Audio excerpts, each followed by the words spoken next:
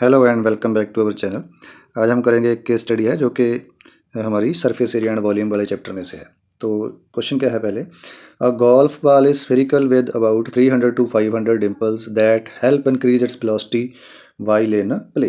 कहते हैं कि एक जो गोल्फ की बॉल होती है वो क्या है, वो सफ़ियर की शेप में होती है और जिसमें कि लगभग 300 से लेके 500 तक डिम्पल्स होते हैं। मीन उसमें डीप ऐसे होल्स बने होते हैं जो कि उसकी वेलोसिटी को इंक्रीज करते हैं।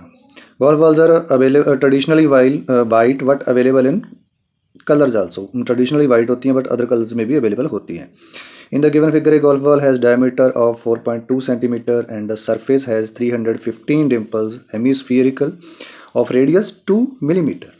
कहते हैं कि एक यहाँ पे जो फिगर दी हुई है गोल्फ बॉल की, उसमें क्या है कि उसका जो डायमीटर है वो 4.2 है, तो ऑब्वियसली रेडियस 2.1 हो जाएगा। उसमें 315 डिम्पल्स हैं जिसका कि हर एक जो डिम्पल है हेमिस्फीयर की शेप में है और उसका जो रेडियस है वो 2 मिलीमीटर है। तो उसके बेस्ड पे हमने आगे क्वेश्चन सॉल्व करने हैं। जो पहला क्वेश्चन है देखो, उसमें क्या उन्होंने बोला है, उन्होंने find the surface area of one such Dimple. ऐसे एक डिम्पल का हमने सरफेस एरिया फाइंड करना है। तो जो surface area of one Dimple है मीन्स हमने एक तरह से क्या फाइंड करना है, वो मीन्स एक तरह से हेमिस्फीयर का हमने जो सरफेस एरिया है वो फाइंड करना है हमने। तो surface area of one dimple is equal to, वो क्या हो जाएगा, 2πr²। क्योंकि देखो ऊपर से उसका जो हेमिस्फीयर का बेस है ऊपर वाला वो तो उसमें है नहीं, वो तो ओपन है वहाँ से, तो इसीलिए 2πr²। अगर वो होता तो 3πr² लगता।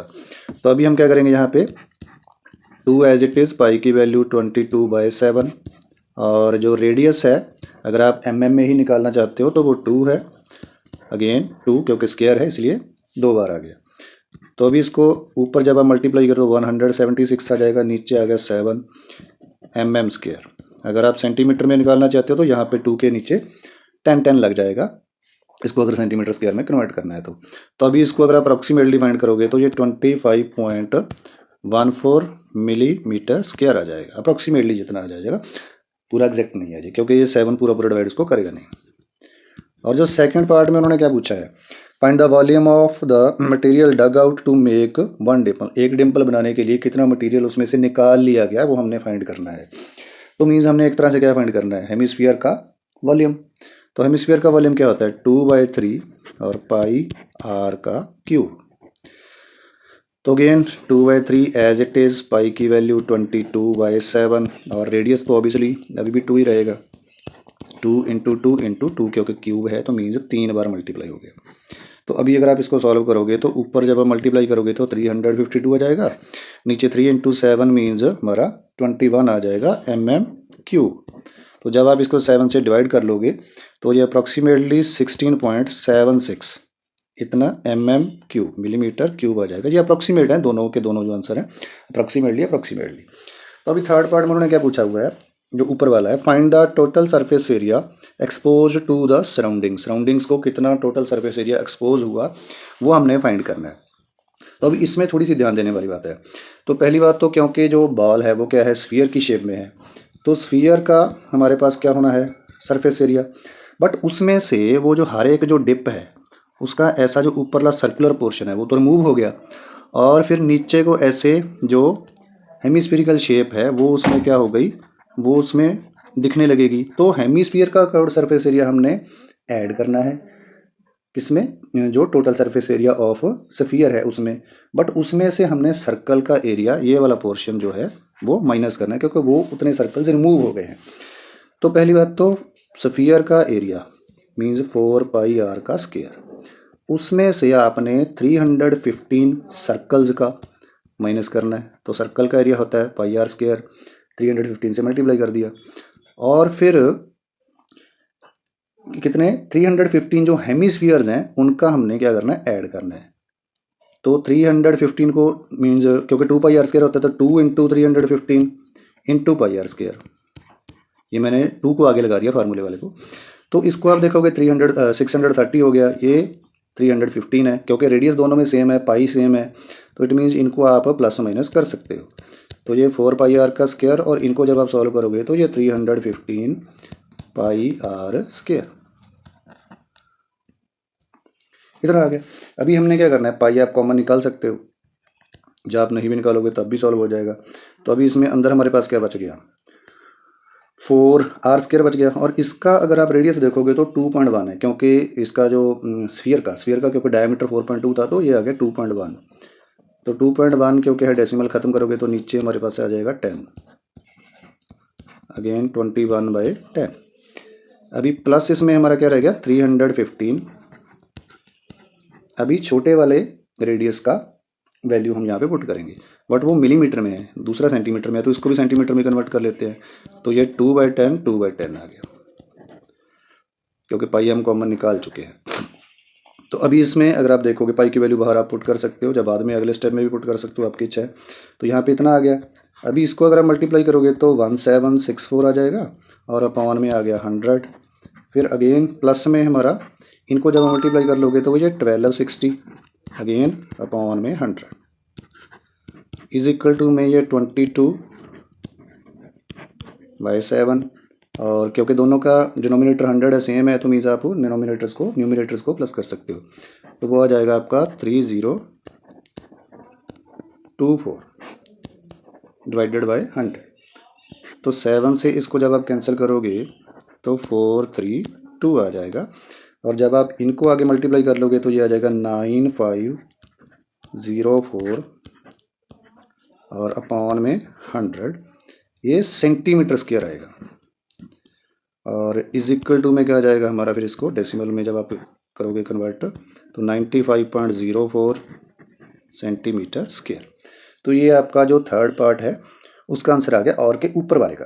अभी नीचे वाले में उसमें क्या दिया उन्होंने, नीचे वाले में उन्होंने क्या पूछा, और के बाद वाला जो क्वेश्चन है, find the volume of the golf ball. जो गोल्फ बॉल है उसका हमने क्या फाइंड करना है, वॉल्यूम फाइंड करना है। तो इसमें भी क्या होगा, पूरे स्फीयर में से वो जो 315 डिम्पल्स हैं जो कि हेमिस्फीयर की शेप में है, उनका वॉल्यूम माइनस कर देना है हमने। तो ये 4/3 पाई कैपिटल आर का क्यूब, क्योंकि स्फीयर का क्यूब लगेगा, स्फीयर वाला रेडियस लगेगा, और माइनस में 315 इंटू हेमिस्फीयर का होता है 2/3, और पाई यहाँ पे स्मॉलर आर का क्यूब आ जाएगा। तो इन दोनों में से अगर आप देखोगे तो 2/3 और पाई कॉमन निकाल सकते हो। तो अंदर आप क्या क्या बचेगा, इसमें 4 था, हमने 2 कॉमन निकाल दिया तो 2 बाहर आ गया, 2 बाहर आ गया, 2 अंदर रह गया, और कैपिटल आर का क्यूब अंदर बच जाएगा। और फिर माइनस में 315 और यहाँ पे हमारे स्मॉलर आर का क्यूब बच जाएगा। और फिर आगे हम क्या करेंगे, वैल्यूज पुट कर देंगे 2/3 एज इट इज़, और मल्टीप्लाई में पाई की वैल्यू जो कि 22/7 होती है, और फिर अंदर भी आप वैल्यूज पुट कर दोगे।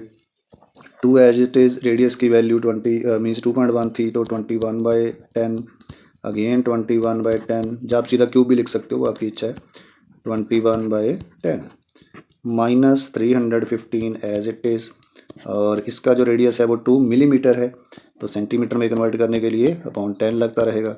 तो 2/10 और इंटू में भी 2/10। तो ये आप बाहर अगर सॉल्व करोगे तो 44/21 हो गया, और अंदर इनको मल्टीप्लाई करोगे 2 इंटू 21 तो ये आपका आ जाएगा 18522। नीचे क्योंकि 3 बार 10 है तो मीन्स 1000, और माइनस में इनको मल्टीप्लाई करोगे तो 2520 अगेन अपॉन में 1000। तो अभी आगे ये क्या हो जाएगा, 44 एज इट इज़, 21 भी एज इट इज़, क्योंकि डिनोमिनेटर इनका भी सेम है, 1000 है, तो नीचे तो 1000 आ ही जाएगा, ऊपर इनकी जब सब्ट्रैक्शन करोगे तो वो आ जाएगा आपका 16002, और इनको 21 से जब आप कैंसिल करोगे, कैंसिल ये हो जाएगा इससे, तो वो हो जाएगा आपका 762। तो 762 को आगे आपने क्या करना है, 44 से मल्टीप्लाई कर लेना है, वो आ जाएगा आपका 33528, और अपॉन में हमारे पास 1000 है ही, सेंटीमीटर का क्यूब, क्योंकि वॉल्यूम निकाल रहे हैं। और फिर इसको अप्रॉक्सीमेटली अगर आप फाइंड करोगे 2 डेसिमल तक तो ये 33.53 आ जाएगा। अप्रॉक्सीमेटली ये इतना आया है। अगर आप पूरे का पूरा निकालना चाहो, मीन्स 3 डेसिमल तक रखना चाहो, फिर ये 33.528 सेंटीमीटर क्यूब आ जाएगा। बट अभी 2 डेसिमल तक अगर रखोगे तो 33.533 इसलिए है क्योंकि 2 के बाद वाला जो नंबर है वो क्या है 8 है। 5 या मोर देन 5 अगर ये वाला हो तो उसके पहले वाला जो डिजिट होता है वो 1 इंक्रीज़ हो जाता है। अगर वो 5 से कम होता तब वो 2 ही रहना था, और अभी क्योंकि 8 है मीन्स 5 से ज़्यादा है तो इसलिए ये इंक्रीज़ हो के 3 हो गया। तो होपफुली आपको ये केस स्टडी समझ में आ गई होगी। वीडियो अच्छी लगी होगी तो वीडियो को लाइक ज़रूर कर दीजिए और हमारे चैनल को कर लीजिए सब्सक्राइब और अपने साथियों के साथ शेयर भी ज़रूर कर दीजिए। And thanks for watching the video.